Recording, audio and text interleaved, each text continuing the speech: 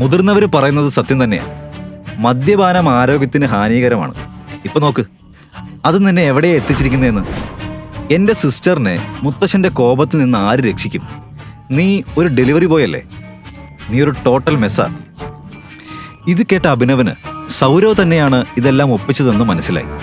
ടെറസിൽ വീണപ്പോൾ തീർച്ചയായും അഭിനവന്റെ ബോധം പോയിരിക്കും. സൗരവ് അവനെ ഈ അൺകോൺഷ്യസ് അവസ്ഥയിൽ ഇവിടെ കൊണ്ടുവന്നിരിക്കണം. പക്ഷേ ഇപ്പോൾ അഭിനവന്റെ മനസ്സിലുണ്ടായിരുന്ന മറ്റൊരു ചോദ്യമുണ്ട്. ഒരു ബ്രദർ തന്റെ സിസ്റ്ററിനോട് എന്തിനിങ്ങനെ ചെയ്യണം? അനന്യയോട് ഇങ്ങനെ എങ്ങനെ ചെയ്യാൻ കഴിഞ്ഞു?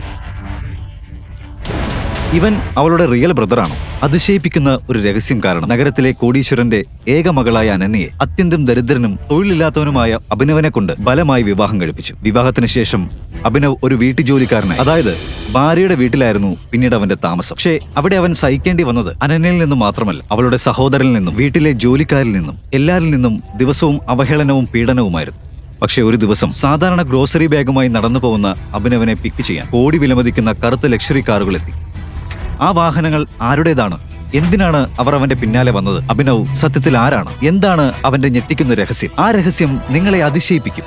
ഇതറിയാൻ ഇപ്പോൾ തന്നെ പോക്കറ്റ് FM ഡൗൺലോഡ് ചെയ്ത് ദ റിട്ടേൺ ഓഫ് ടൈഗർ കേൾക്കൂ, പൂർണ്ണമായും സൗജന്യം. മരുമോനെ, ബാത്റൂം വൃത്തിയാക്കി വേഗം പുറത്തേക്ക് വാ. ഇന്നത്തേക്കുള്ള ഗ്രോസറി വാങ്ങാൻ മാർക്കറ്റിലേക്ക് പോകണം. അവിടുത്തെ ഏറ്റവും പഴയ ജോലിക്കാരനാണ് വിളിച്ചതെന്ന് അവന് മനസ്സിലായിരുന്നു. ആ വീട്ടിൽ അവനുള്ളതിനേക്കാൾ സ്ഥാനം അയാൾക്കുണ്ടായിരുന്നു. എന്താ ചേട്ടാ? സെർവന്റ് അഭിനവന് 1000 രൂപയും സാധനങ്ങളുടെ ലിസ്റ്റും കൊടുത്തുകൊണ്ട് പറഞ്ഞു, ഓടിപ്പോയി മാർക്കറ്റിൽ നിന്നും സാധനം വാങ്ങിക്കൊണ്ടുവാ. പിന്നെ ഒരു കാര്യം കൂടെ, ഇന്ന് അനന്യ മേഡത്തിന്റെ ഓഫീസ് ഫ്രണ്ടായ ശ്രീരാഗ് വരുന്നുണ്ട്. അതെ, അയാൾ തന്നെയാ രാത്രി മേഡത്തിന്റെ കൂടെ ലേറ്റ് ആയിട്ട് വരുന്ന ആ ആള്. നീയല്ലേ അവളുടെ ഹസ്ബൻഡ്. ഇപ്പൊ അവന്റെ ഹോസ്റ്റ് ആവേണ്ടത് നിന്റെ ജോബാ. എന്തങ്ങനെ മുഷിഞ്ഞു നിൽക്കുന്നേ? ഓടാ.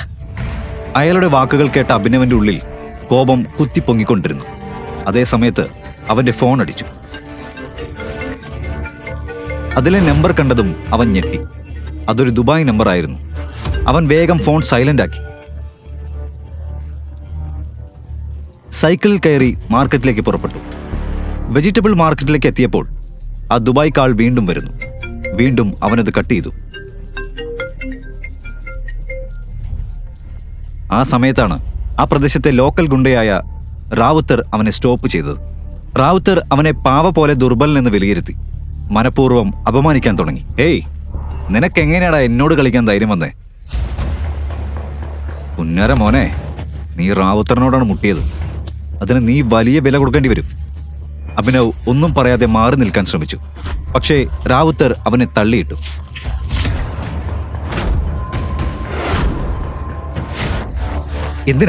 എന്തിനാണ് നിങ്ങൾ ഇങ്ങനെ ചെയ്യുന്നത്? ചേട്ടാ, ഇവനാണ് ആ ബില്യനെയർ സണ്ണിലോ. കിടലിന് സുന്ദരിയായ ഭാര്യയുള്ള കോടികൾ വരുന്ന വീട്. എൻ്റെ ഒരു അനിയൻ അവന്റെ വീട്ടിൽ സെർവന്റാ.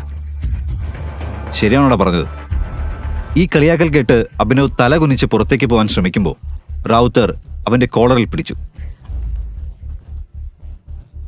അപ്പൊ നമുക്ക് നിന്റെ സുന്ദരിയായ ബില്യനെയർ വൈഫായ അനന്യയോടൊപ്പം ഒരു പാർട്ടി നടത്തിയാലോ? ഇത് കേട്ടപ്പോ ആ ഗുണ്ടകളെല്ലാം പൊട്ടിച്ചിരിച്ചു. അതേസമയം അഭിനവന്റെ ഫോൺ വീണ്ടും റിങ് ചെയ്തു.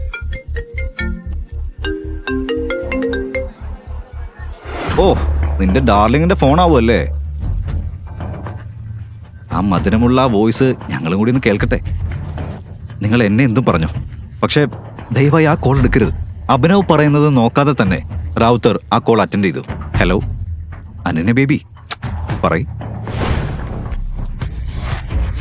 പക്ഷേ ഫോണിലെ ആ വ്യക്തി പറഞ്ഞ വാക്കുകൾ കേട്ട റാവുത്തറിന്റെ ശരീരം മുഴുവൻ നടുങ്ങി. കയ്യിൽ വിയർപ്പോടെ അയാൾ വിറയ്ക്കാൻ തുടങ്ങി. ഉടൻ തന്നെ അവൻ അഭിനവന്റെ കാലിൽ വീണു. ക്ഷമിക്കണം ബ്രദർ, ഞാൻ നിങ്ങളെ തിരിച്ചറിയാൻ വൈകിപ്പോയി, പറ്റിപ്പോയി. അതിനിടയിൽ ഒരു പൊടിക്കാറ്റ് പോലെ മണലുയർന്ന് ആ ഗുണ്ടകളുടെ മുന്നിൽ 3 വലിയ ഭീമൻ കറുത്ത ലക്ഷറി കാറുകൾ ടിൻഡഡ് വിൻഡോസ് ഇട്ടിട്ട് ബ്രേക്ക് അടിച്ച് നിൽക്കുന്നത് എല്ലാവരും കണ്ടു.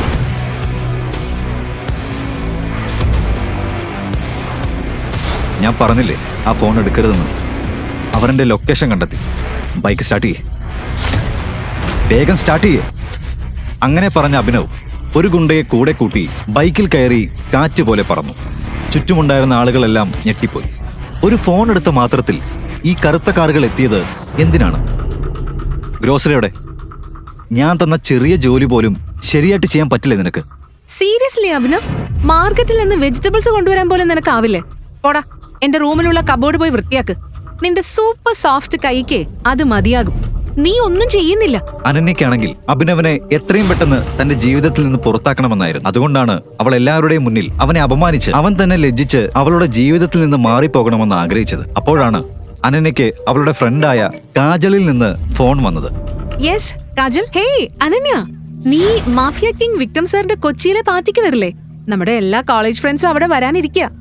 നോ, എനിക്ക് മൂഡില്ല, ഞാൻ വരില്ല. അനന്യ, അത് മാഫിയ കിങ് വിക്രം സാറിന്റെ നേരിട്ടുള്ള ക്ഷണമാണ്. ഇല്ലെന്ന് പറയാൻ പറ്റില്ല, നീ വരണം. എല്ലാവരും അവരുടെ ഹസ്ബൻഡ്സിനെ കൂട്ടി വരുന്നുണ്ട്. നീയും നിന്റെ വീട്ടുവേലക്കാരനെയും കൂട്ടി വാ. മാഫിയ ലോകത്തെ വലിയ ആളുകളെല്ലാം അവിടെ ഉണ്ടായിരിക്കും. അതിലൂടെ നിനക്ക് അവനെ ഒഴിവാക്കാനുള്ള ഗോൾഡൻ ചാൻസ് കിട്ടും. അതെ, ഇതാണ് അഭിനവിനെ എന്റെ വഴിയിൽ നിന്ന് തള്ളിക്കളയാനുള്ള ശരിയായ അവസരം. ശരി, ഞാൻ വരാം. ആ ഒന്നിനും ഉപകാരമില്ലാത്ത എന്റെ ഭർത്താവിനെയും കൂടെ കൊണ്ടുവരാം.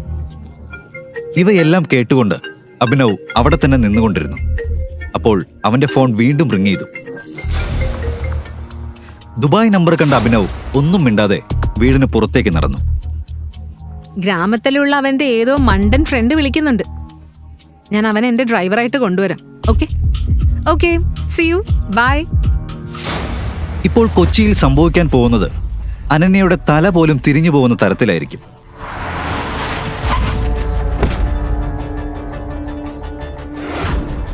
അടുത്ത ദിവസം അനന്യ കാറിൽ അഭിനവനെ കൂട്ടി കൊച്ചിയിലെത്തി. അങ്ങനെ അവരെത്തി ഹോട്ടൽ കണ്ടപ്പോൾ അഭിനവന്റെ കണ്ണുകൾ വിടർന്നു.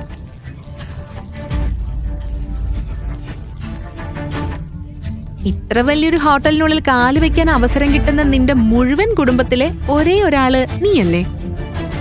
അപ്പോൾ തന്നെ അനന്യയുടെ സ്പോയിൽഡ് ആയ റിച്ച് കോളേജ് ഫ്രണ്ട്സ് അവിടെ എത്തി. അവരിൽ രാജ് എന്ന പേരുള്ള ഒരാളുണ്ടായിരുന്നു. അവൻ കോളേജ് കാലം മുഴുവൻ അനന്യയെ ഇംപ്രസ് ചെയ്യാൻ ശ്രമിച്ചിരുന്ന അത്യാഗ്രഹിയായ ഒരാളായിരുന്നു. അനന്യ, ഇതെന്തുപറ്റി? ഹസ്ബൻഡിനെ കൊണ്ടുവരേണ്ട ട്രിപ്പിലേക്ക് സെർവന്റിനെ കൊണ്ടുവരുന്നു? അവനാണ് എന്റെ ഹസ്ബൻഡ്. വാട്ട്?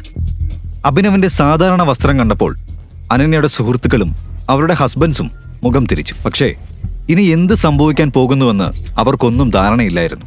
അപ്പോൾ തന്നെ ഹോട്ടൽ മാനേജർ എത്തി ഇങ്ങനെ പറഞ്ഞു: എക്സ്ക്യൂസ് മീ സാർ, വിക്രം സാറിന്റെ പാർട്ടി ഇന്ന് വൈകുന്നേരമാണ്. സോ ഇപ്പോഴുള്ള ലഞ്ച്, ഡ്രിങ്ക്സ് ഇതിനെല്ലാം നിങ്ങളുടെ പോക്കറ്റിൽ നിന്നുമാണ് പേ ചെയ്യേണ്ടത്. വെയിറ്റർ മെനു കാർഡ് കൊണ്ടുവന്നപ്പോൾ ആര്യൻ എന്ന പേരുള്ള ഒരാൾ അഭിനവനെ കൊടുക്കാനായി ഇങ്ങനെ പറഞ്ഞു: ഹേ ഗായ്സ്, ഇന്നത്തെ ബിൽ അഭിനവാണ് കൊടുക്കുന്നത്. അതിന് ഞാൻ അങ്ങനെയൊന്നും പറഞ്ഞിട്ടില്ല. എല്ലാവരും ക്ലാപ്സ് ചെയ്യേ. മാസം 6000 രൂപ മാത്രം സമ്പാദിക്കുന്ന സെർവന്റായ അഭിനവ് ലാക്സ് വരുന്ന നമ്മളുടെ ബിൽ പേ ചെയ്യാൻ പോവുകയാണ്. Clap clap clap clap. ഒരു മിനിറ്റിനുള്ളിൽ എന്താണ് നടക്കുന്നതെന്ന് അഭിനവന് മനസ്സിലായില്ല. അതുപോലെ തന്നെ അനന്യയും ചിന്തിച്ചുകൊണ്ടിരുന്നു. ഈ അഭിനവ് ഇതെന്താ ചെയ്യുന്നത്? ഇന്നത്തെ ബില്ല് പേ ചെയ്യാൻ പോലും എന്റെ കയ്യിലില്ല. അതും പോരാഞ്ഞിട്ടും ഇവനൊരു ദരിദ്രനും. അതെ ഗായ്സ്, അഭിനവ് ഒരു കണ്ടീഷൻ കൂടി നൽകി. ഇന്ന് ബിൽ ചെയ്യാൻ പറ്റിയില്ലെങ്കിൽ രാജന് അനന്യയെ കിട്ടും. വാട്ട്? അഭിനവ്, നിന്റെ ലിമിറ്റ്സിൽ നിന്ന് പുറത്തേക്ക് പോവരുത്. ബെറ്റ് ചെയ്യരുത്. ഞാൻ നിന്റെ പ്രോപ്പർട്ടി അല്ല എന്നെ വെച്ച് ബെറ്റ് ചെയ്യാൻ. അനന്യ കേൾക്ക്, ഞാനൊന്നും പറഞ്ഞിട്ടില്ല. Just shut up. Shut up. Abhinav അവളോട് താൻ ട്രാപ്ഡ് ആകുന്നുവെന്ന് എക്സ്പ്ലെയിൻ ചെയ്യാൻ ശ്രമിച്ചു. ബെറ്റ് ചെയ്തതിനു ശേഷം പിന്നോട്ട് പോകാൻ പറ്റില്ല. എന്തായി? പണം കിട്ടുന്നില്ലേ? വെയിറ്റർ! രാജ് അഭിനവന് സംസാരിക്കാനുള്ള അവസരം നൽകിയില്ല. ഹോട്ടലിലെ ഏറ്റവും വില കൂടിയ ഭക്ഷണവും ഡ്രിങ്ക്സും ഓർഡർ ചെയ്തുകൊണ്ടേയിരുന്നു. അപ്പോൾ കാജലിന്റെ കണ്ണ് ബോക്സിംഗ് റിംഗിൽ പതിച്ചു. ഹേയ് രാജ്, നീ കോളേജ് ബോക്സിംഗ് ചാമ്പ്യൻ ആണല്ലോ. എങ്കിലും അഭിനവനൊപ്പം ഫൈറ്റ് ചെയ്. നമ്മുടെ ഫുഡ് വരുമ്പോ എന്റർടൈൻമെന്റ് കൂടി കിട്ടും. ഇത് കേട്ടപ്പോൾ എല്ലാവരുടെയും കാതുകൾ തുറന്നു. രാജ് ശരിക്കും ഫിയർഡ് ബോക്സറായ ആളായിരുന്നു. മറ്റു കോളേജുകൾ പോലും അവനെ ഭയപ്പെട്ടിരുന്നു. ഇതുവരെ രാജ് 25 പേരുടെ മൂക്കുകൾ അടിച്ചു തകർത്തിട്ടുണ്ട്.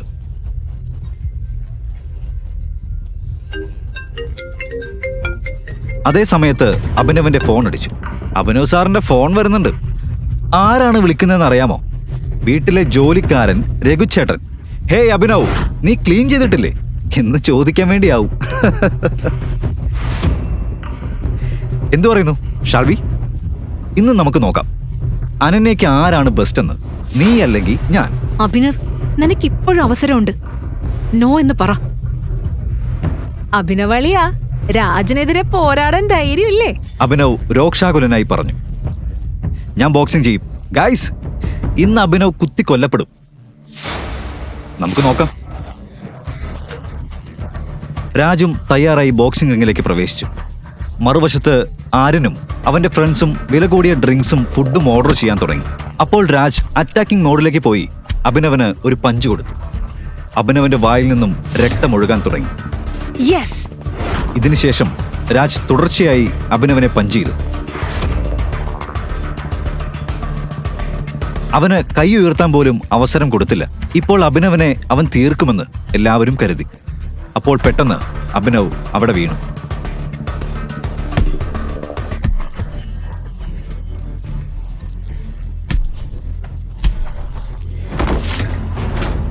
നിർത്ത് അഭിനവ്, ഇപ്പൊ തന്നെ നിർത്തി പുറത്തേക്ക് വാ. മതി. അനന്യ ഇങ്ങനെ പറഞ്ഞപ്പോഴാണ് ബോക്സിംഗ് റിംഗിന് പുറത്തു വെച്ചിരുന്ന അഭിനവിന്റെ ഫോൺ റിംഗ് ചെയ്തത്.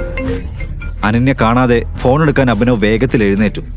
രാജ് വീണ്ടും അവനെ ആക്രമിക്കാൻ വന്നപ്പോൾ അഭിനവ് അത്ര ശക്തമായൊരു പഞ്ച് രാജിന് കൊടുത്തു. അവൻ അങ്ങേയറ്റം നിശ്ചലമായി നിലത്ത് വീണു. അനന്യയുടെ കാഴ്ച പെട്ടെന്ന് അഭിനവന്റെ ഫോണിൽ നിന്നും താഴെ കിടക്കുന്ന രാജിലേക്കായി മാറി. അഭിനവ് ഒരു പഞ്ച് കൊണ്ട് ബോക്സിംഗ് ചാമ്പ്യൻ രാജിനെ നോക്ക് ഡൗൺ ചെയ്തു. അത്തരമൊരു പഞ്ച് പ്രൊഫഷണൽ പ്ലെയർക്ക് മാത്രമേ ചെയ്യാൻ കഴിയൂ. ഈ അഭിനവ് എന്തോ മറച്ചു വെക്കുകയാണെന്നുള്ളത് ഉറപ്പാണ്. അപ്പോൾ അഭിനവ് വേഗം പുറത്തേക്ക് വന്ന് അവന്റെ ഫോൺ എടുത്ത് നോക്കി. ഇറ്റ്സ് ഓക്കെ രാജ്, ഇവിടെ തോറ്റതിൽ നീ ദുഃഖിക്കണ്ട. അവൻ 7 ജന്മത്തിൽ തീർക്കാൻ പറ്റാത്ത രീതിയിൽ ബില്ല് നമ്മൾ ആക്കിയിട്ടുണ്ട്. സർ, നിങ്ങളുടെ bill 54 lakhs. What? Never mind, നമ്മുടെ അഭിനവ് സാർ ഇവിടെ തന്നെ ഉണ്ടല്ലോ. എല്ലാവരുടെയും ബില്ല് അവൻ പേ ചെയ്യും. പക്ഷേ വെയിറ്റർ അഭിനവനെ കണ്ട് സംശയിച്ചു. അവൻ അഭിനവന്റെ വസ്ത്രധാരണമൊക്കെ കണ്ട് അവനെ ജഡ്ജ് ചെയ്ത് ഉടനെ പറഞ്ഞു, സർ ദയവായി റിസപ്ഷനിലേക്ക് വരൂ. അവൻ ഓടിപ്പോവാതെ നോക്കണേ. ഇപ്പോൾ എല്ലാവരുടെയും നോട്ടം വെയിറ്ററിലായിരുന്നു. അനന്യ നെർവസായി വിയർപ്പോടെ നിന്നു. അഭിനവ് പേ ചെയ്യാതിരുന്നാൽ രാജ് അവളെ എന്ത് ചെയ്യുമെന്ന് അവൾ ഭയന്നു. വെയിറ്റർ അഭിനവിന്റെ കയ്യിൽ നിന്ന് കാർഡെടുത്ത് സ്വൈപ്പ് ചെയ്തപ്പോൾ എന്തായി? അവന്റെ കാർഡിൽ ഒന്നുമില്ലേ? പണമില്ലേ? കാർഡിൽ പണമില്ലെങ്കിൽ പറ. അവന്റെ നാണക്കേടൊന്നും ഓർക്കണ്ട, അത് കുഴപ്പമില്ല. അനന്യയുടെ മുഖം മങ്ങി. കാരണം അഭിനവ് പേ ചെയ്യാതെ പോയാൽ രാജ് അവളുടെ മേൽ തന്റെ ഇന്നത്തെ കോപം മുഴുവൻ തീർക്കുമെന്ന് അവൾ ഭയപ്പെട്ടു. എന്താണ് പ്രശ്നം? എന്തുപറ്റി? പണമടയ്ക്കാൻ ഇവരുടെ കയ്യിലില്ലേ? വെയിറ്റർ ഒന്നും പറയുന്നതിന് മുമ്പ് ഹോട്ടലിന്റെ പ്രധാന വാതിലിൽ Z+ സെക്യൂരിറ്റി ഗാർഡ്സ് എത്തി. എല്ലാവരുടെയും ശ്രദ്ധ അവിടേക്ക് തിരിഞ്ഞു. ഏതോ സെലിബ്രിറ്റി വന്നിട്ടുണ്ടെന്ന് തോന്നുന്നു. Oh my God, mister Vivek, Vikram സാറിന്റെ ബോസ്. അറിയാമോ, അവരെ കാണാൻ വർഷങ്ങൾ കാത്തിരിക്കണം. ഞാൻ മാനേജറായി ജോലി ചെയ്യുന്ന ആ കമ്പനിയില്ലേ, അതേ, ഇയാൾ ആ കമ്പനിയിൽ ഇൻവെസ്റ്റ് ചെയ്തിട്ടുണ്ട്. ഇന്ന് എനിക്ക് ഭാഗ്യമുള്ള ദിവസം തന്നെ. മിസ്റ്റർ വിവേക് അഭിനവനെ തിരിച്ചറിയുകയായിരുന്നു. നീ ഇവിടെ എന്താ ചെയ്യുന്നത്? മിസ്റ്റർ വിവേക് അഭിനവനെ നോക്കി. എല്ലാവരും അദ്ദേഹം തങ്ങളെയാണ് നോക്കുന്നതെന്ന് കരുതി. അപ്പോൾ രാജ് മുന്നോട്ട് വന്നു. അഭിനവ് മിസ്റ്റർ വിവേകിനെ അവഗണിച്ച് പ്രധാന ഗേറ്റിന്റെ ദിശയിൽ നടന്നു. മാനേജർ, ഇവിടെ എല്ലാവരുടെയും ബില്ല് എൻ്റെ അക്കൗണ്ടിലേക്ക് ട്രാൻസ്ഫർ ചെയ്യും. ഇങ്ങനെ പറഞ്ഞ് മിസ്റ്റർ വിവേക് തന്റെ റൂമിലേക്ക് പോയി. 1 മിനിറ്റിനുള്ളിൽ ഇത്രയേറെ സംഭവങ്ങൾ സംഭവിച്ചു എന്നാൽ ആർക്കും ഒന്നും മനസ്സിലായില്ല. ഈ മിസ്റ്റർ വിവേക് എന്തെങ്കിലും കുടിച്ചിട്ടുണ്ടോ? അല്ലെങ്കിൽ അഭിനവിനെ മറ്റൊരാളായിട്ട് തെറ്റിദ്ധരിച്ചതാകും. ഹേ അഭിനവ്, മിസ്റ്റർ വിവേക് പണമടച്ചു. അതായത് ഞാൻ ബെറ്റ് ജയിച്ചു. നീ എവിടേക്കാ പോകുന്നേ? ആ, ഇപ്പൊ ലോജിക്ക് പ്രകാരം അനന്യ ഇന്ന് രാത്രി എന്റെ കൂടെ. നോക്ക് രാജ്,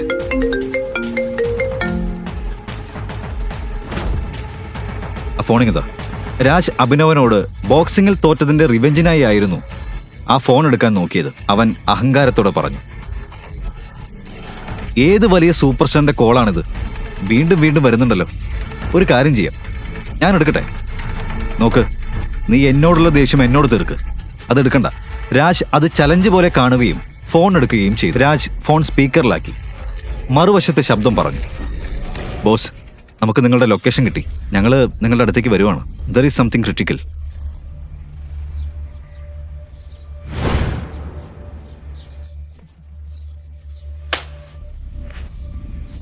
ഇതേതോ റിക്ഷ ഡ്രൈവർ അല്ലെങ്കിൽ ക്യാബ് ഡ്രൈവറിന്റെ ഫോണാണ്.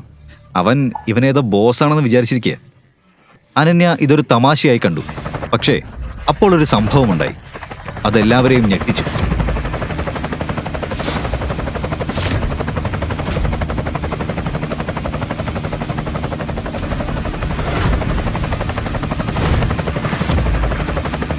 ഏയ്, അതൊരു കോടികൾ വിലമതിക്കുന്ന ഹെലികോപ്റ്ററാ. അഭിനവന്റെ ടാക്സി അവിടെ.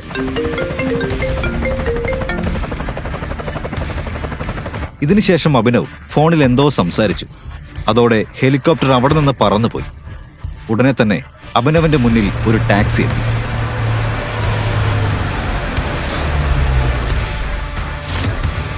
മല പോലെ വന്നത് എലി പോലെ പോയി. എനിക്കറിയായിരുന്നു ഇത്തരമൊരു വില കൂടിയ ഹെലികോപ്റ്ററിൽ അവൻ സഞ്ചരിക്കോ. നോക്ക്, അവന്റെ ടാക്സി എത്തി. പക്ഷെ ദുബായിൽ നിന്നുള്ള ആവർത്തന കോളുകളും ഈ വില കൂടിയ കാറുകളും ഹെലികോപ്റ്ററും മറ്റൊരു രഹസ്യം വെളിപ്പെടുത്താൻ പോവുകയാണ്. ഇത് കേട്ടാൽ രോമം എഴുന്നേറ്റ് നിൽക്കും. അഭിനവ് വേഗത്തിൽ ടാക്സിയിൽ കയറിപ്പോയി. അപ്പോൾ രാജും മറ്റും അഭിനവനെ കുറിച്ച് സംശയപ്പെട്ടു. ഗൈസ്, അവൻ എവിടേക്കാ പോയത്? അനന്യയെ ഇവിടെ തനിച്ചാക്കി അവൻ ആരെ കാണാനാ? എവിടേക്കാ പോകുന്നത്?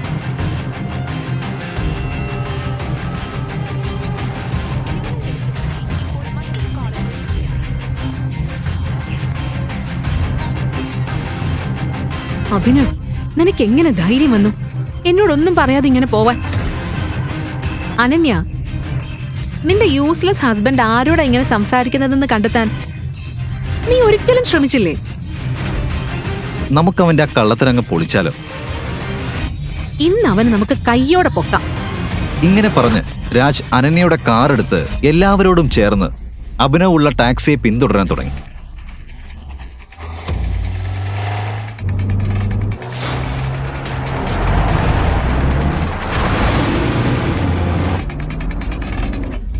രാജ്, വേഗം പോ. അഭിനവ്, ഇന്ന് നിന്റെ കള്ളത്തരങ്ങൾ പൊക്കും. നീ എവിടേക്കാണ് പോകുന്നത്, എന്താണ് ചെയ്യുന്നത് എല്ലാം ഞങ്ങൾ കണ്ടുപിടിക്കും. രാജും മറ്റെല്ലാവരും ഇന്ന് അഭിനവന്റെ കള്ളത്തരങ്ങൾ പൊളിച്ച് അവനെ കളിയാക്കാമെന്ന് ചിന്തിച്ചു. പക്ഷെ ഇന്ന് അഭിനവന്റെ സത്യം എല്ലാവരുടെയും മുന്നിൽ വെളിപ്പെടാനാണ് പോകുന്നതെന്ന് അവർക്കറിയുമായിരുന്നില്ല. അഭിനവന്റെ യഥാർത്ഥ ഐഡന്റിറ്റി എന്താണ്? ഒരു ദരിദ്രനാണോ? അല്ലെങ്കിൽ അപമാനിക്കാൻ മാത്രമായി ജനിച്ച വീട്ടുവേലക്കാരനാണോ? അല്ലെങ്കിൽ മറ്റെന്തെങ്കിലും രഹസ്യമുണ്ടോ? എവിടെയും പോവരുത്, എല്ലാം വെളിപ്പെടാനിരിക്കുകയാണ്.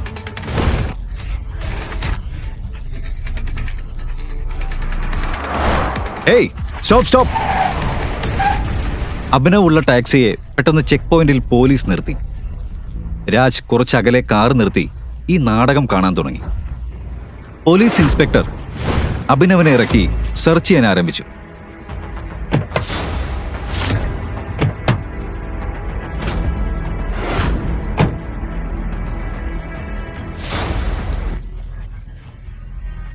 സെർച്ച് ചെയ്യുമ്പോൾ അഭിനവന്റെ കയ്യിൽ ഒരു തോക്ക് കണ്ടെത്തി. തോക്ക് കണ്ടപ്പോൾ പോലീസ് ഇൻസ്പെക്ടർ അഭിനവനോട് പറഞ്ഞു, ഇതെന്താ ഈ തോക്ക് എവിടെ നിന്ന് വന്നേ? ഇതിന് ലൈസൻസ് നിനക്ക് എവിടെ നിന്ന് കിട്ടി? അഭിനവിന്റെ കയ്യിൽ എങ്ങനെ തോക്ക്?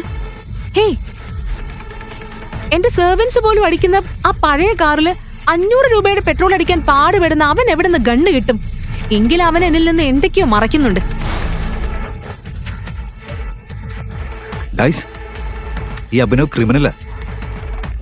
പോലീസ് എങ്ങനെയാണ് അവനിൽ നിന്നും സത്യങ്ങൾ പുറത്തു കൊണ്ടുവരുന്നതെന്ന് ഇനി കാണാം.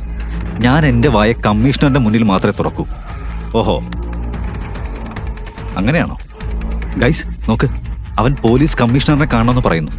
നോക്ക്, ഓവർ സ്മാർട്ട് കളിക്കണ്ട, അല്ലെങ്കിൽ ഞാൻ നിന്നെ തലകീഴായി കെട്ടിത്തൂക്കി ഇടിക്കും. അപ്പൊ നീ സത്യങ്ങൾ താനെ പറയും. കുടുംബത്തിലെ സെർവൻസിനെ പോലും തല്ലുന്നവനാ ഇന്ന് ആ പോലീസുകാരന്റെ കൈ പിടിച്ചിരിക്കുന്നത്.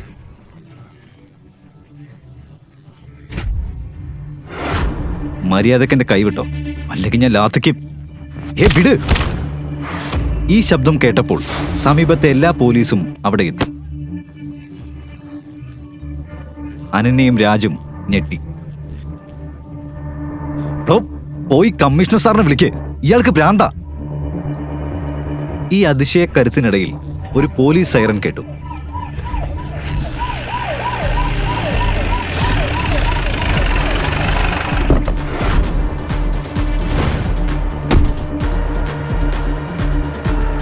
ഇതെന്ത് ഡ്രാമ? സർ, നീയൊക്കെ എന്തിനാ കൈ ഉയർത്തിയത്? കമ്മീഷണറിനെ കണ്ടപ്പോൾ എല്ലാവരുടെയും മുഖം വിളറി വെളുത്തു. ഇത്രയും നേരം അവനെ കളിയാക്കിക്കൊണ്ടിരുന്നവരും പോലീസും നിന്ന് വിറയ്ക്കാൻ തുടങ്ങി. കമ്മീഷണർ പോലും അഭിനവനെ തിരിച്ചറിയുകയാണല്ലോ. പക്ഷെ എങ്ങനെ? അനന്യയെയും മറ്റുള്ളവരെയും പോലെ തന്നെ ഇൻസ്പെക്ടറും ഒന്നും മനസ്സിലാകാതെ നിന്നു. നിനക്ക് നിന്റെ ജോലിയൊന്നും വേണ്ടേ? ആരാണ് ഇവനെ തടഞ്ഞത്? ബട്ട് സാർ, ഇയാളുടെ അടുത്ത് ഇദ്ദേഹത്തിന്റെ അടുത്ത് തോക്കുണ്ടായിരുന്നു. അത് സെൽഫ് ഡിഫൻസിനുള്ളതാ. അത് ഞാനാണ് അവന്റെ ബർത്ത്ഡേക്ക് ഗിഫ്റ്റായിട്ട് കൊടുത്തത്. ബർത്ത്ഡേക്കോ? അന്നവൻ അമ്മയുടെ ചെരുപ്പ് നന്നാക്കാൻ പോയതായിരുന്നല്ലോ. അതിന്റെ ഇടയില് കമ്മീഷണർ അവന് ഗണ്ണും ഗിഫ്റ്റ് കൊടുത്തോ? ഇത് ഞാൻ സ്വപ്നം കാണുകയല്ലോ. അനന്യയ്ക്കും മറ്റുള്ളവർക്കും കമ്മീഷണർ അവനെ വിട്ടയക്കുന്നത് വരെ അവിടെ നടന്നതൊന്നും വിശ്വസിക്കാനായില്ല.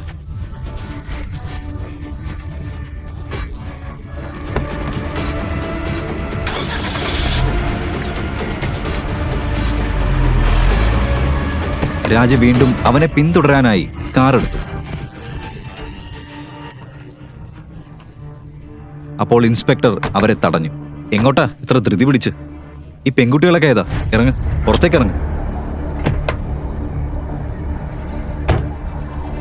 സർ, ഞങ്ങൾ അഭിനവ് സാറിന്റെ കൂടെ ഉള്ളവരാ. സാറ് പോകുന്നിടത്തേക്കാണ് ഞങ്ങളും. ഓ, ഓക്കെ, നിങ്ങൾ പൊയ്ക്കോ. അവർ അഭിനവന്റെ കാറിന് പിന്നാലെ തന്നെ പോയി. അത് ഒരു പഴയ കുറെ ബിൽഡിങ്ങുകളുള്ള ഒരു റോഡ് ക്രോസ് ചെയ്തുകൊണ്ടിരുന്നപ്പോൾ അതേ കോളനിയിൽ നിന്ന് തന്നെ പെട്ടെന്ന് ആ ബ്ലാക്ക് കാറുകൾ അഭിനവന്റെ കാറിന് ചുറ്റും 2 മുന്നിലും 1 പിന്നിലുമായി നിന്നു. ആ 3 ബ്ലാക്ക് കാറുകൾ അഭിനവന്റെ കാറിന്റെ കൂടെ തന്നെ സഞ്ചരിച്ചു.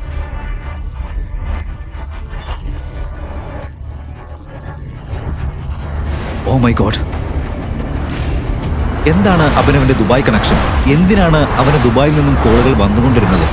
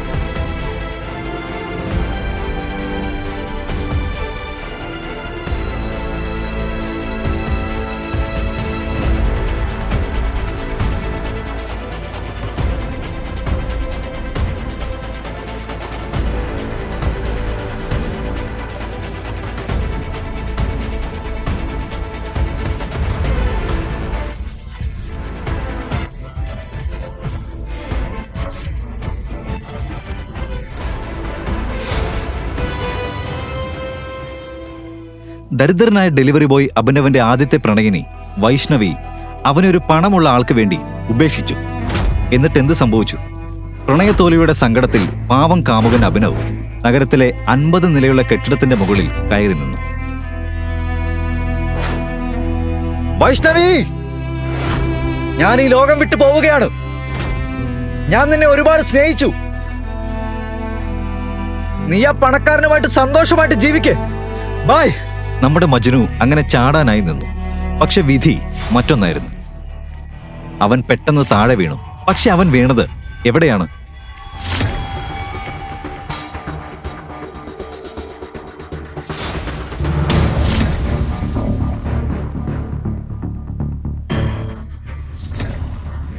ഇതെന്ത് മറിമായം! ഓ മൈ ഗോഡ്! എങ്ങനെ എത്തി? അതെ, അഭിനവ് ആ ടെറസിൽ നിന്നും താഴേക്ക് വീണെത്തിയത് നഗരത്തിലെ ഏറ്റവും സുന്ദരിയും സമ്പന്നയുമായ അനന്യയുടെ കിടക്കയിലേക്കായിരുന്നു. അവൾ ആ സമയത്ത് സുഖമായി ഉറങ്ങുകയായിരുന്നു. അവൾ എഴുന്നേറ്റ പോലെ ചോദിച്ചു, നീ ആരാ? എന്റെ കിടക്കയിൽ എങ്ങനെ വന്നു? എനിക്ക് എങ്ങനെ ഞാൻ ഇവിടെ എത്തിയെന്ന് അറിയില്ല. ഒന്നും മനസ്സിലാവുന്നില്ല. സ്വപ്നം കണ്ട പോലെ തോന്നുന്നേ. നിന്റെ സ്വപ്നത്തിൽ നിന്നൊന്ന് പുറത്തു വന്ന് നീ ആരാണെന്ന് പറ. നിനക്ക് ഞാൻ ആരാണെന്നെങ്കിലും അറിയാമോ?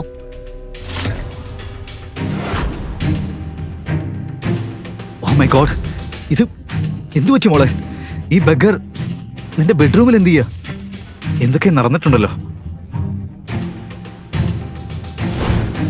സൗരവ്, നീ ഇവിടെ എന്ത് ചെയ്യുന്നു? സത്യം പറഞ്ഞാ അത് ഞാൻ ചോദിക്കേണ്ട ചോദ്യമല്ലേ മോളെ. ഈ പാപ്പരായ ഇവൻ നിന്റെ ബെഡ്റൂമിൽ എന്താ ചെയ്യുന്നേ?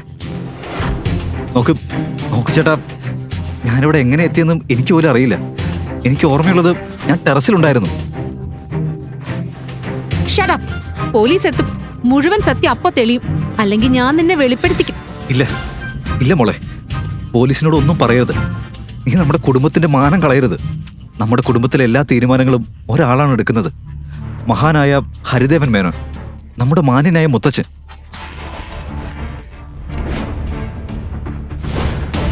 മുത്തച്ഛന്റെ പേര് കേട്ടപ്പോൾ അനന്യയുടെ നെറ്റിയിൽ വിയർപ്പ് വന്നു.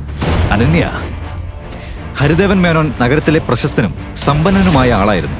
അയാൾ ഒരു കൺസർവേറ്റീവും സ്ട്രിക്റ്റും പഴയകാല ചിന്താഗതിയുമുള്ള ആളായിരുന്നു. ചുരുക്കി പറഞ്ഞാൽ സ്യൂട്ട് ധരിക്കുന്ന ഒരാൾ. ഇവർ എപ്പോഴും അത് ധരിച്ച് നടക്കാറുണ്ടായിരുന്നു. പക്ഷേ അവരുടെ മൈൻഡ് സെറ്റ് 500 വർഷം പഴക്കമുള്ളതാണ്. അനന്യ അത് ചിന്തിച്ച് ആശങ്കയിലായി. മുത്തച്ഛൻ വന്നാൽ എന്താകും എന്നവൾ ആശങ്കപ്പെട്ടു. അനന്യ, പുറത്തേക്ക് വാ, നിന്റെ മുത്തച്ഛൻ നിന്നെ കാത്തിരിക്കുന്നു. മുത്തച്ഛന്റെ ഉച്ചത്തിലുള്ള ശബ്ദം കേട്ടപ്പോ അനന്യ ഞെട്ടി. മുത്തച്ഛൻ എല്ലാം അറിഞ്ഞിട്ടുണ്ടെന്ന് അവൾക്ക് മനസ്സിലായി. പക്ഷെ എങ്ങനെ? ഇപ്പോ എത്ര കാലമായി നീ ലൂസറിനോടൊപ്പം ബെഡ്റൂമിൽ കിടക്കുന്നു? പുറത്തേക്ക് വാ, മുത്തച്ഛൻ നിന്നെ കാത്തിരിക്കുന്നുണ്ട്.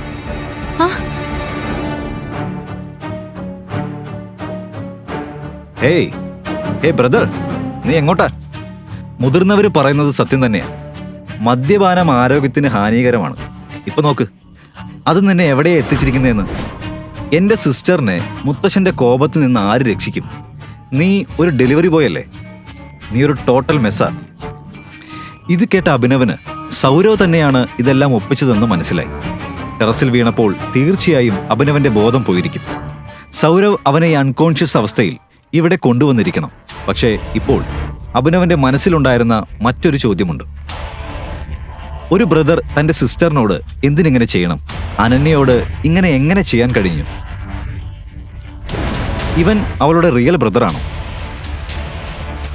ഈ ചോദ്യങ്ങൾ അഭിനവന്റെ മനസ്സിൽ മന്ദഗതിയിലൂടെ ഓടിക്കൊണ്ടിരിക്കുകയായിരുന്നു ഇതുവരെ. ഹരിദേവൻ മേനോൻ വലിയൊരു പ്രശ്നം കൊണ്ടുവന്നു. ആ പ്രശ്നങ്ങൾ ഇപ്പോഴും തുടരുന്നു. നിനക്കിതിന് ശിക്ഷ ലഭിക്കും. വിവാഹത്തിന് മുമ്പ് ഒരാണുമായിട്ടുള്ള ബന്ധം. നിനക്കെങ്ങനെ ധൈര്യം വന്നു ഇത് ചെയ്യാൻ? നീ എന്റെ കൊച്ചുമോൾ എന്ന് പറയാൻ തന്നെ എനിക്ക് നാണമാവുന്നു. മുത്തച്ഛ, എന്നെ വിശ്വസിക്കണം. ഇയാൾ ആരാണെന്ന് എനിക്ക് അറിയില്ല. കള്ളം പറയരുത്, എനിക്കെല്ലാം അറിയാം. മനസ്സിലായോ? ഇതാ നിന്നെ വളർത്തിയ നിന്റെ മാതാപിതാക്കള്. അവർ നിന്നെ പഠിപ്പിച്ചു, ബിസിനസ് ചെയ്യാൻ അനുവദിച്ചു. അതുകൊണ്ട് നീ ഈ ദരിദ്രനെ നിന്റെ റൂമിലേക്ക് കൊണ്ടുവന്നു.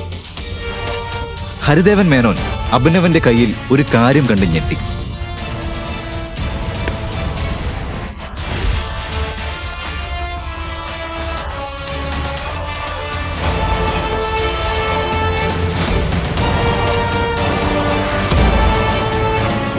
സ്വന്തം ചെറുമകളെ ഇങ്ങനെ അപമാനിക്കാനും അവളുടെ മേലെ ഇങ്ങനെ കൈ ഉയർത്താനും നിങ്ങൾക്ക് നാണമില്ലേ? എങ്ങനെ നിങ്ങളൊരു മുത്തച്ഛനാകും? നിങ്ങൾക്ക് തലയിൽ ഓളമാണോ ഈ കുട്ടിയോട് ഇങ്ങനെ ചെയ്യാൻ? ആ സമയത്ത് മുറി മുഴുവൻ ശാന്തമായി. ഹരിദേവൻ മേനോനെ ഒരുപക്ഷെ ഒരാളും ഇങ്ങനെ അപമാനിച്ചിരുന്നില്ല. അയാളോട് ആരും ഇങ്ങനെ സംസാരിച്ചിരുന്നില്ല. ഇവിടെ ഒരു സിമ്പിൾ ഡെലിവറി ബോയ് നഗരത്തിൽ പ്രശസ്തനായ വ്യക്തിയായ ധനികനോട് തർക്കമുണ്ടാക്കുകയാണ്. എടാ ലൂസർ, എന്റെ മുത്തച്ഛനോട് തിരിച്ചു പറയാൻ നിനക്ക് എങ്ങനെ ധൈര്യം വന്നു? നീ യുദ്ധം ചെയ്താ നിന്നെ ഞാൻ വെടിവെച്ച് കൊല്ലും. സൗരവ്, അവനെ വിട്. മുത്തച്ഛൻ ഇതെന്തിനാണ് ഇങ്ങനെ പറയുന്നതെന്ന് സൗരവിന് മനസ്സിലായില്ല. പക്ഷെ മുത്തച്ഛന്റെ കമാൻഡ് അംഗീകരിക്കാതെ മറ്റൊരു വഴിയില്ല. ഹരിദേവൻ മേനോൻ അഭിനവനെ അടി മുതൽ മുകൾ വരെ നോക്കി. എന്നിട്ട് അനന്യയോട് പറഞ്ഞു, അനന്യ, ഇവന്റെ പേര് എന്തായാലും നീ അവനെ വിവാഹം കഴിക്കണം. മുത്തച്ഛ. ഞാൻ എങ്ങനെ അവനെ വിവാഹം കഴിക്കും? അവന്റെ പേര് പോലും എനിക്ക് അറിയില്ല. അതെ മോളെ, നീ വലിയ ഇന്നസെന്റ് ആയി അഭിനയിക്കണ്ട. എന്റെ നിയമം നിനക്കറിയാലോ. അധികം ബഹളമില്ലാതെ ഈ വിവാഹം ഇന്ന് തന്നെ നടക്കണം. ഇല്ല മുത്തച്ഛ, ഞാൻ ഈ പാപ്പറിനെ വിവാഹം കഴിക്കില്ല. ഞാൻ വിവാഹം കഴിക്കില്ല. അങ്ങനെയെങ്കിൽ സൗരവ്, നിന്റെ സിസ്റ്ററിനെ ഫാം ഹൗസിലേക്ക് കൊണ്ടുപോ. അവളെ ജീവനോടെ കൊന്നേക്ക്. ഇത് കേട്ടപ്പോൾ അനന്യ സിംഗ് എഴുന്നേറ്റു. ഹരിദേവൻ മേനോൻ പറയുന്നത് അദ്ദേഹം തീർച്ചയായും ചെയ്യുമെന്ന് അവൾക്കറിയാമായിരുന്നു. കാരണം ഇതിനു മുൻപും സിംഗ് കുടുംബത്തിലെ ആരും ഹരിദേവൻ മേനോന്റെ നിയമത്തിനെ എതിർത്താൽ ഇത് അവരുടെ വിധിയായിരുന്നു. അനന്യ ഇപ്പോൾ മുത്തച്ഛന്റെ മുമ്പിൽ ഹെൽപ്ലെസ് ആയിരിക്കുന്നു. അനന്യ ഇപ്പോൾ വിവാഹം ചെയ്തില്ലെങ്കിൽ ഒരു പാവം ഇന്നസെന്റ് ഗേളിനെ അവന് മിസ്സാകുമെന്നും അവൻ കാരണം അവളുടെ ജീവിതം തന്നെ നഷ്ടമാകുമെന്നും അഭിനവ് മനസ്സിലാക്കി. പിന്നീട് എന്ത് സംഭവിച്ചു? 1 മണിക്കൂറിനുള്ളിൽ അവളെ തന്നെ ഹാളിൽ കണ്ടു. അനന്യയും അഭിനവും വിവാഹിതരായിരിക്കുന്നു. വിവാഹത്തിന്റെ ആദ്യ രാത്രി അനന്യയുടെ മനസ്സിൽ ഒരു ചിന്ത മാത്രമായിരുന്നു. നിന്റെ പേരെന്താ? അഭിനവ്. പക്ഷേ എന്റെ അച്ഛൻ അഫെക്ഷനേറ്റ്ലി എന്നെ... അതെനിക്ക് അറിയണ്ട. കേൾക്ക്, ഒരു കാര്യം മനസ്സിലാക്ക. ഈ മാരേജ് ഒരു മാരേജ് അല്ല, ഒരു നിർബന്ധമാണ്. ലോകത്തിന് മുന്നിൽ നാം ഹസ്ബൻഡ് വൈഫ് ആകാം, പക്ഷേ ഈ റൂമിലുള്ള നമ്മുടെ ബന്ധം 2 പരിചിതരല്ലാത്തവരുടെ ബന്ധം മാത്രമാണ്. പാലസിന്റെ രാജ്ഞി അനന്യയ്ക്ക് ഒരു ഡെലിവറി ബോയ് പോലെയുള്ളവനെ എങ്ങനെ വിവാഹം കഴിക്കാനാകുമെന്ന് അഭിനവനും മനസ്സിലായിരുന്നു. പക്ഷേ ദൈവം അവരെ ഒരുമിപ്പിച്ചിട്ടുണ്ടെങ്കിൽ അതിനു പിന്നിൽ ഏതോ കാരണമുണ്ടായിരിക്കണമെന്നത് അവനറിയില്ലായിരുന്നു. ഇന്ന് എന്റെ ഫ്രണ്ട് വിക്രമന്റെ ബർത്ത്ഡേ പാർട്ടിയാ. അനന്യ, നീ നമ്മുടെ ന്യൂ സണ്ണിൻ ലോയനെ കൂട്ടിക്കൊണ്ടുപോകണം. അനന്യയ്ക്ക് പാർട്ടിക്ക് പോകാൻ ആഗ്രഹമില്ലായിരുന്നു. പക്ഷെ മുത്തച്ഛന്റെ കമാൻഡിനെ പ്രതിരോധിക്കാൻ കഴിയാതെ പോയി. അവൾ അഭിനവനെ അവളുടെ കൂടെ പോവാൻ നിർബന്ധിച്ചു. പക്ഷെ അവിടെ ഒരാളെ കണ്ടവൻ ഞെട്ടി.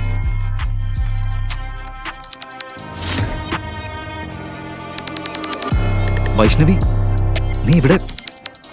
അതെ, അഭിനവന്റെ മുന്നിലുണ്ടായിരുന്നത് അവന്റെ എക്സ് ഗേൾഫ്രണ്ട് വൈഷ്ണവിയായിരുന്നു. അവൾ അഭിനവനെ തേച്ച സങ്കടത്തിലായിരുന്നു അവൻ ആ ടെറസിലേക്ക് കയറിപ്പോയത്. വൈഷ്ണവി അഭിനവനെ പോലെ തന്നെ കുറവ് വരുമാനമുള്ളൊരു പെൺകുട്ടിയായിരുന്നു. എന്നാൽ കുറച്ച് ദിവസങ്ങൾക്ക് മുമ്പ് നഗരത്തിലെ പ്രശസ്തമായ ഒരു പണക്കാരന് അവളോട് പ്രണയം തോന്നി. വൈഷ്ണവി അതൊരവസരമായി എടുത്ത് അഭിനവനെ പുറത്താക്കി. ദേവൻ അഭിനവ് വൈഷ്ണവിയോട് സംസാരിക്കുന്നവനെ കണ്ടപ്പോൾ പറഞ്ഞു, ഏയ് ബേബി, ഇതാരാണ് ഈ ലൂസർ? ആ ഡെലിവറി ബോയ് അല്ലേ? നിന്റെ പ്രണയം തകർന്നപ്പോ ടെറസിൽ നിന്ന് ചാടിയവൻ.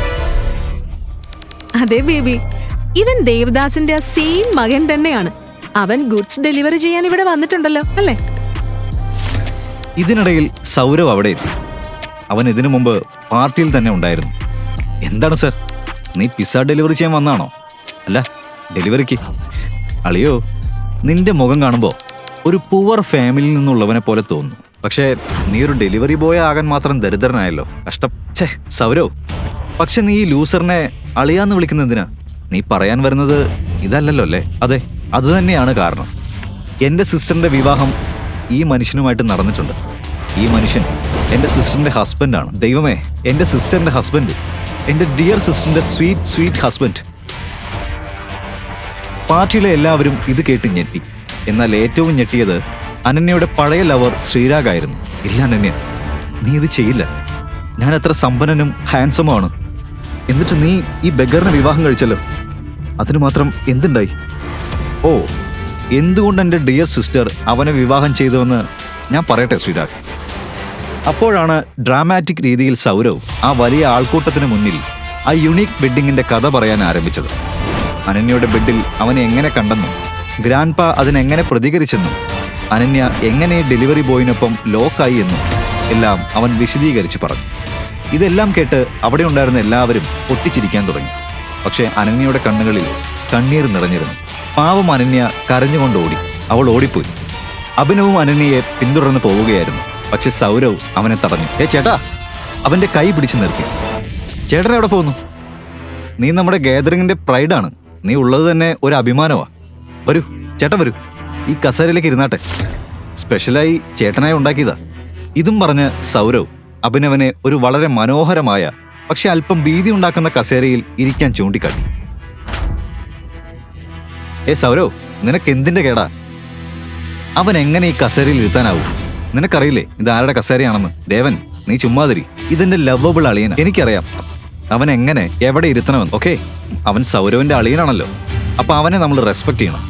അതെ, പിന്നല്ലാതെ തീർച്ചയായിട്ടും കാണിക്കണം.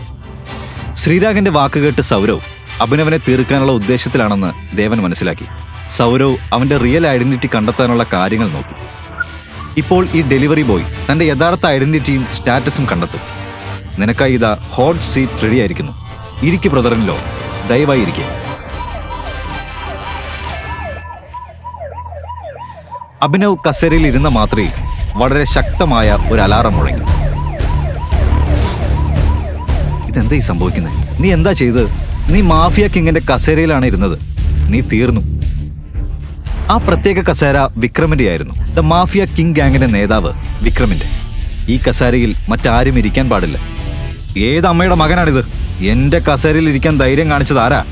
സ്യൂട്ടും ബൂട്ടും ധരിച്ച് കയ്യിൽ ഇമ്പോർട്ടഡ് സിഗാർ എടുത്ത് വിക്രം അവിടെ എത്തി. അലാം കേട്ടപ്പോൾ ആരോ മാഫിയ കിങ്ങിന്റെ കസേരയിൽ ഇരിക്കാൻ ധൈര്യം കാണിച്ചിരിക്കുന്നുവെന്ന് മനസ്സിലായി.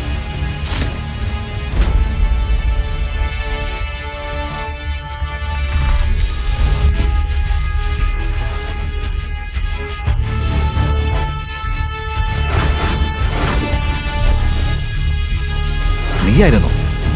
ഇനി നിന്നെ എന്റെ കോപത്തിൽ നിന്നും ആരാണ് രക്ഷപ്പെടുത്താൻ പോകുന്നത്? സർ, ക്ഷമിക്കണം. എനിക്ക് ഈ കസേരയെക്കുറിച്ച് ഒന്നും അറിയില്ലായിരുന്നു. അഭിനവ് വിക്രമിന്റെ മുന്നിൽ കൈകൂപ്പിയപ്പോൾ വിക്രമിന്റെ കണ്ണുകൾ അഭിനവിന്റെ റിങ്ങിലെത്തി. റിങ്ങിൽ ഒരു ടൈഗർ എന്ന സൈൻ അയാൾ കണ്ടു. റിങ് കണ്ടതും വിക്രമിന്റെ മുഖം പെട്ടെന്ന് പ്രകാശിച്ചു. എന്നാൽ മുൻപുണ്ടായ കോപം പേടിയിലേക്ക് മാറി. ആ റിങ് വിക്രമിനെ എന്തോ ഓർമ്മപ്പെടുത്തുന്നത് പോലെ തോന്നി.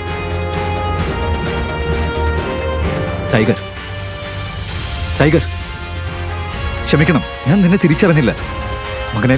I am really sorry. Hey Vikram uncle, ഈ ലൂസറിന്റെ മുന്നിൽ നിങ്ങൾ എന്തിനാണ് കൈകൂപ്പുന്നത്? ഇവനൊരു ലൂസറാ. നീ ആരെയാണ് ബെഗർ എന്ന് വിളിച്ചത്?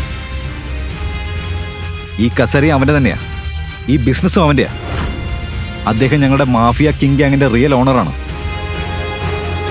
ഞങ്ങളുടെ tiger, real tiger. Oh my God. എന്തുകൊണ്ട് വിക്രമനെ പോലൊരു ഭീതികരമായ ഡോൺ അഭിനവന് മുന്നിൽ കൂപ്പുകുത്തി?